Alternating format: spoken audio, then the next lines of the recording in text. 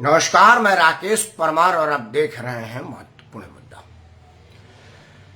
मित्रों, महत्वपूर्ण मुद्दे में आज सबसे महत्वपूर्ण विषय है लालू प्रसाद यादव के चाटुकार, उनके इशारे पर भौं भौं करने वाले राज्यसभा सांसद मनोज झा के उस बेहुदे बयान पर जो उन्होंने कहा संसद में ठाकुर का कुआं। मित्रों, भारत के संविधान में संसद में कहे हुए बातों पर बाहर कोर्ट में केस नहीं किया जा सकता, जुतियां मारी जा सकती है, धक्का मुक्की किया जा सकता है, वोट के माध्यम से उनको अपदस्थ किया जा सकता है। यह सब चीज किया जा सकता है और होता रहा है।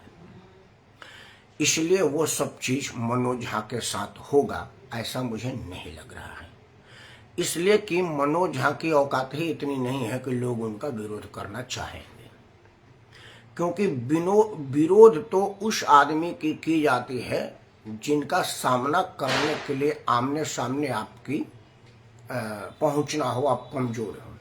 जैसे आदमी प्रधानमंत्री का पुतला दहन करता है क्योंकि प्रधानमंत्री के सामने विरोध करने की साहस नहीं हो पाती। मनोज झा इस औकात के ही नहीं है।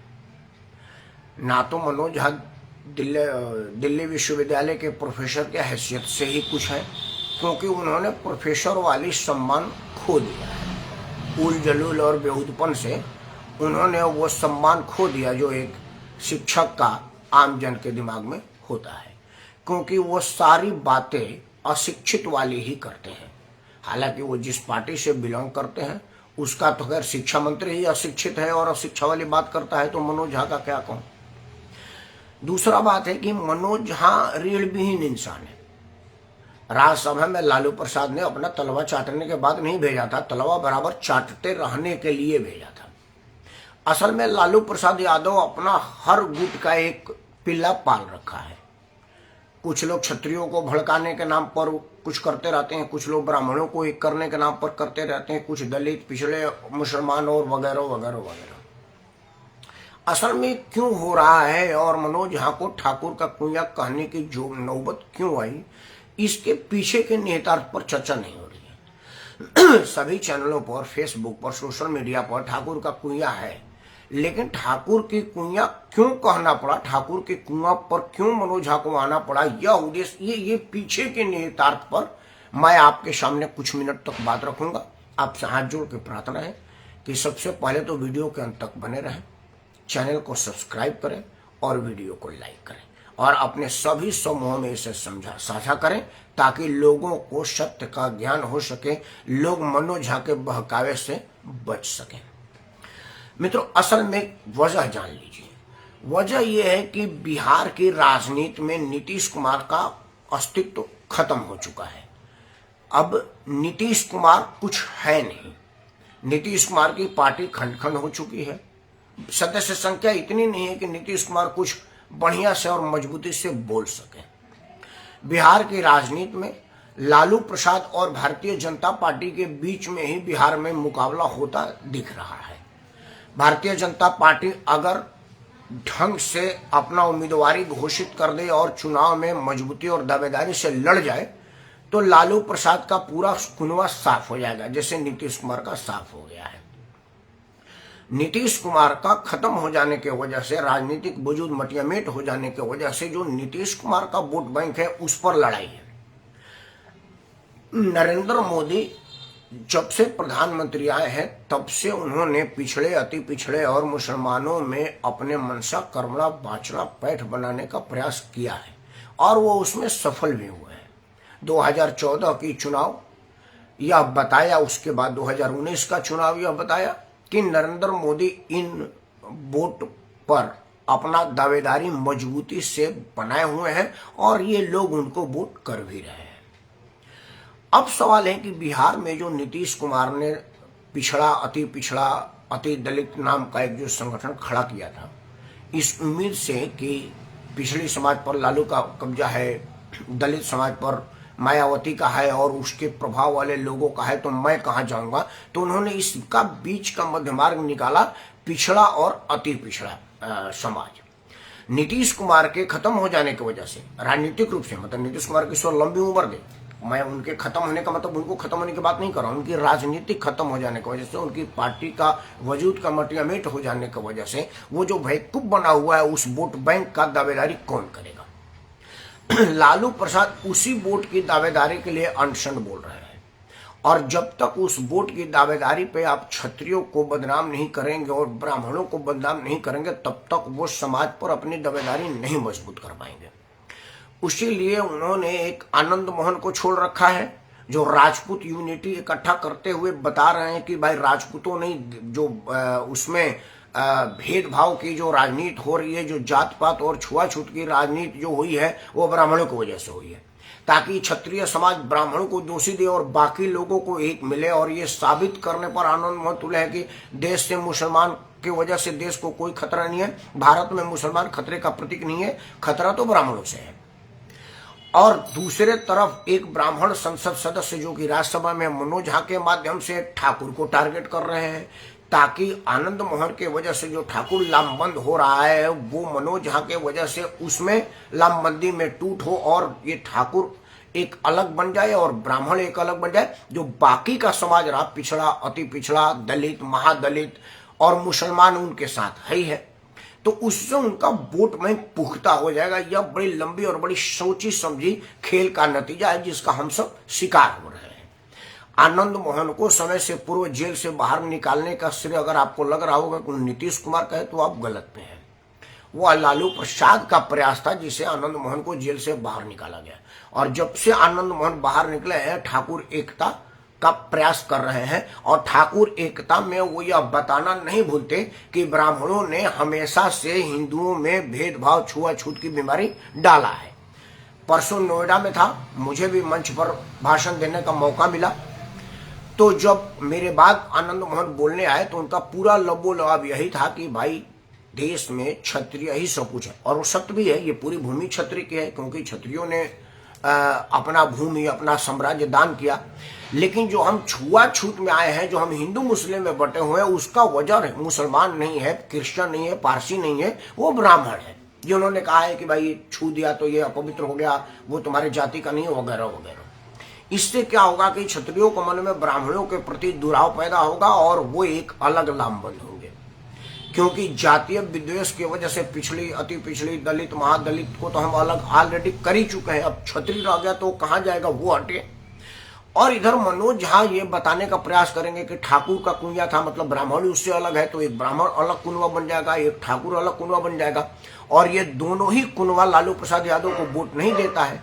लालू प्रसाद को इससे कोई फर्क नहीं पड़ता, क्योंकि अगर ठाकुर और ब्राह्मण दोनों एक साथ मिल भी जाएंगे तो बाकी का जो समाज है, पिछड़ा, दलित पिछड़ा, महादलित और महापिछड़ा वाला जो समाज है, वो सारा इकट्ठा हो जाएगा। तो लालू प्रसाद की राजनीति सर्वाइव कर जाएगी और वो भाजपा के मुकाबले में अपने आप को मजबूती से खड़ा होता हुआ पाएंगे। और ये यही साजिश है कि एक तरफ आनंद मोहन को छोड़ दिया गया है और दूसरे तरफ मनोज झा को भौंकने के लिए लगा दिया गया है। अब कुछ बातें मनोज झा और उनके मानने वालों के लिए कह दो। मनोज झा आप अनपढ़ आदमी है। इंडिया भारत का जो लड़ाई हो रहा है उसमें जो भारत का नाम है वो भरत के नाम पर है, और भरत क्षत्रिय थे।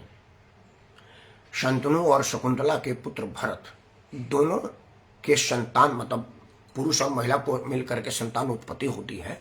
तो शंतनु और शकुंतला के मिलन से भरत का जन्म हुआ है और भरत क्षत्रिय थे। तो जब भारत का पहला जिसके नाम पर रखा गया वही क्षत्रिय था, तो ये पूरी भूमि आपके पिताजी की तो थी नहीं, क्योंकि आपके पिताजी तो उनका भीख मांगने का काम करते थे और कहते थे कि गरीब ब्राह्मण आपके आश्रय में रहा है, उसे दान पुण्य किया करे और आप अपना काम किया करें, और वो दान पुण्य के सारे आप जीते रहे। तो जब पूरी भूमि ठाकुर की थी तो कुंजा किसकी होगी, हल किसका होगा, मुठ किसका होगा, बैल किसका होगा, तो फसल किसका होगा, यह बताने की जरूरत क्या है, ये तो सब जानते हैं। अगर खेत मेरा है, फल मेरा है, तो खेत और खलिहान भी तो मेरा ही होगा। और खेत चलाने वाले लोग अगर हम उनको रखे हैं तो उनको उनका मेहनताना दे रहे हैं। आपके जैसे पांव पूजवा करके पैसा लेकर के भगा तो नहीं दे रहे हैं। हमने उनको उनका श्रम खरीदा है, उनको सम्मानित किया है, और आज ठाकुर के सहारे उनका भोजन, पालन, परिवार, इज्जत, सम्मान सारा रहा हुआ है। इसमें आपको पेट में दर्द कैसा? मैं बहुत दूर ठाकुर के नहीं जाता। मैं एक ठाकुर हूं, मेरा नाम है राकेश सिंह परमार, क्षत्रिय पुत्र हूं, परमार राजपूत हूं, उत्तर प्रदेश के बलिया जिला का रहने वाला हूं। शोभा छपर मेरा गाँव है। ये पूरी डिटेल आपके पास इस वीडियो में मौजूद है, निकाल लीजिएगा, मेरे गाँव जाइएगा। मेरे अपने खुद के घर में 2 पिछड़े जाति के लोगों का, मतलब अब तो 4-5 घर हो गए हैं, मेरे घर के आंगन में बसे थे। मेरे आंगन में, जब तक वो मेरा घर पुराना है तब तक वो आंगन में ही थे। अब परिवार बढ़ता गया, हम लोग घर में से निकल के अलग बनाते गए, तो उन लोगों को दूसरे जगह रखा गया।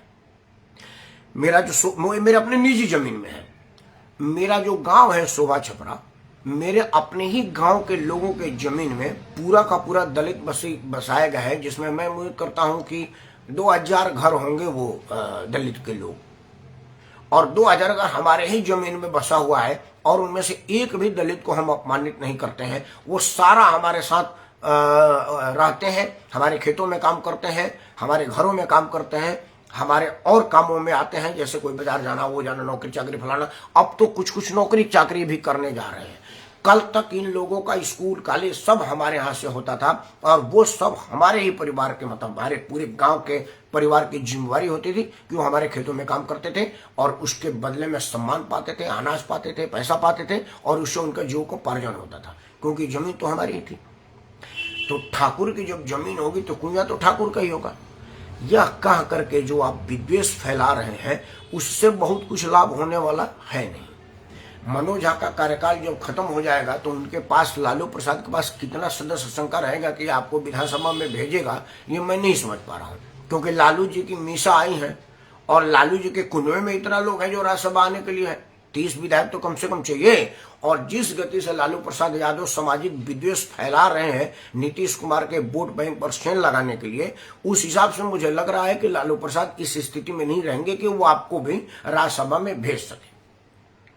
और आपकी औकात गांव के प्रधानी लड़ने की तो है नहीं, तो आप राज्यसभा में आने की तो सोच ही नहीं सकते हैं। तो फिर आप क्या करेंगे? तलवार चाटने के अलावा और कुछ नहीं करेंगे, लेकिन तलवार चाटने के पारितोषिक आपको नहीं मिल पाएगी। मैं 2 बातें पूरे समाज से कह देना चाहता हूं। मनोज झा जैसे लोग ब्राह्मणवाद को फैला रहे हैं ताकि लोगों में ब्राह्मणों के प्रति विद्वेष उत्पन्न हो। असल में यह साजिश लालू प्रसाद की है। लालू प्रसाद या और भी जो राजनीतिक दल के लोग हैं, वो जो चाहते हैं कि देश में सनातन खत्म हो जाएगा और छिन्न भिन्न हो जाएगा, तो हम मुसलमान के सहारे अपनी गाड़ी चला लेंगे और चुनाव जीत जाएंगे। क्योंकि जब तक ब्राह्मण मजबूत है तब तक सनातन मजबूत है। क्योंकि ब्राह्मण ही हम लोगों को डरा के, धमका के, समझा करके सनातन के प्रति आदर भाव उत्पन्न कराता है। हमारे घरों में पूजा करके हमको पूजा के प्रति आकर्षित करता है, हमको पूजा का भाव समझाता है, हमको पूजा का प्रभाव समझाता है। अगर ब्राह्मण कमजोर हो गया और वो विमुख हो गया तो सनातन को टूटने में टाइम नहीं लगेगा। मनोज झा जैसे लोग इसी काम में लगे हुए हैं ताकि लोग ब्राह्मणवाद का विद्वेष आवे। क्योंकि देखिए, लोग कहेंगे कि मनोज झा ब्राह्मण है, और मनोज झा जैसे पूरे ब्राह्मणों ने ठाकुर का कुआं कहा है। मैं यही आपको बताने आया हूं कि मनोज झा का मतलब नहीं है कि वो पूरा ब्राह्मणों ने कहा है। मनोज झा अकेला कहा है, पूरा ब्राह्मण ने नहीं कहा है। इसलिए आप पूरा ब्राह्मणों को अगर अपमानित करने की सोच रहे होंगे तो आप भूल कर रहे हैं। मनोज झा का साजिश को सफल ना होने दें, और मनोज झा के साजिश को वहीं दफन कीजिए, और जाति पात के विद्वेष से अलग हटिए। अपना विवेक लगाइए, दिमाग लगाइए कि लालू प्रसाद यादव का प्रभाव बिहार में पड़ा है तो जंगल राज फिर से उफान पे है। जब मर्जी हो रही है, जिसको है गाड़ी से उतार के मार दिया जा रहा है, लड़की को अपहरण हो रहा है, बैंक लूटा जा रहा है, और कत्लेआम तो पुलिस के सामने किलोमीटर तक गोली चलाते हुए आदमी जा रहा है और पुलिस हाथ पांच बैठी है। वही पुलिस है जो भारतीय जनता पार्टी के साथ नीतीश कुमार की सरकार थी तो अपराधी डर के हमारे घर में हुआ करता था, और वही पुलिस है जब नीतीश कुमार का लालू प्रसाद यादव के साथ सरकार आ गई है तो पुलिस घर में दुबका हुआ है और अपराधी मोटरसाइकिल पर बैठ करके फायरिंग करता जा रहा है। यह फर्क समझने की बात है। तो इसलिए चुनाव के टाइम में इन सब साजिशों से सजग रहिए और एक होकर के मतदान कीजिए। किसको मतदान करना है आपको बताने की जरूरत नहीं है, और ये सारा लड़ाई मतदान में बने रहने के लिए है। तो जब आप मतदान के माध्यम से अपना विरोध दर्ज करा देंगे, वह किसी भी कुटाई से ज्यादा होगा। मनोज झा को लोग अपमानित करें, गाली गलौज दें। मनोज झा यही चाह रहे हैं। जितना मनोज झा को गाली देंगे वो ब्राह्मण के खोल के अंदर आकर के ब्राह्मणवाद को फैलाएगा और कहेगा देखो राकेश सिंह परमार ठाकुर हैं। मैं कह रहा था ना, ठाकुर का कुया ठाकुर का बैल, ये देखिए ठाकुर का बैल सिंह मार रहा है, हम ब्राह्मण को गाली दे रहा है। तो मेरा जो अपमान है वो ब्राह्मण को नहीं है, मनोज झा को है। मैं पूज्य पंडित विप्रों को प्रणाम करते हुए आपसे सादर अनुरोध करता हूं कि मनोज झा जैसों के साजिश को समझिए और इसके बहकावे में न आइए, क्योंकि 586 रियासत जिन क्षत्रियों ने दिया है, अपनी राजकोष दे दी, अपनी सेना दे दी, अपनी आयुध फैक्ट्री दे दी, अपने घर के असलहे दे दिए इस देश के रक्षा के लिए, उसको आज आप ठाकुर के कुआं में बांध रहे हैं। ये आपके समझदारी को दर्शाता है कि आप कितने बड़े बेवकूफ हैं। शिक्षक कैसे बन गए मैं नहीं समझ पा रहा हूँ, लेकिन मेरा ये मानना है कि डिग्री हासिल करने का मतलब नहीं है कि आप समझदार हो गए। हमारे यूपी कैडर का एक IPS अफसर हुआ करता था, मीरा बन करके घूमा करता था, हाथ पांव रंग करके औरतों के भेष में। IPS union public service commission का सबसे प्रतिष्ठित परीक्षा पास किया था वो। अब उसकी बुद्धि जांची गई थी, उसकी तीव्र सोचने की शक्ति जांची गई थी और लेखनी जांची गई थी, लेकिन उसके बाद भी वो बेहुदा निकला। तो मतलब पढ़ा लिखा का मतलब नहीं कि आदमी बेहुदा नहीं हो सकता है। मनोज झा जैसे लोग इसके उदाहरण है। तो इनका साजिश को समझिए और अखंड राष्ट्र और राष्ट्रवाद के साथ रहिए। यह देश बहुत खूबसूरत है, चांद पर पहुंचा है, सूरज को ललकार रहा है। अभी तो ये अंगड़ाई है, बाकी और लड़ाई है। आप साथ दीजिए और विजय पाइए। जय हिंद, वंदे मातरम, भारत माता की जय।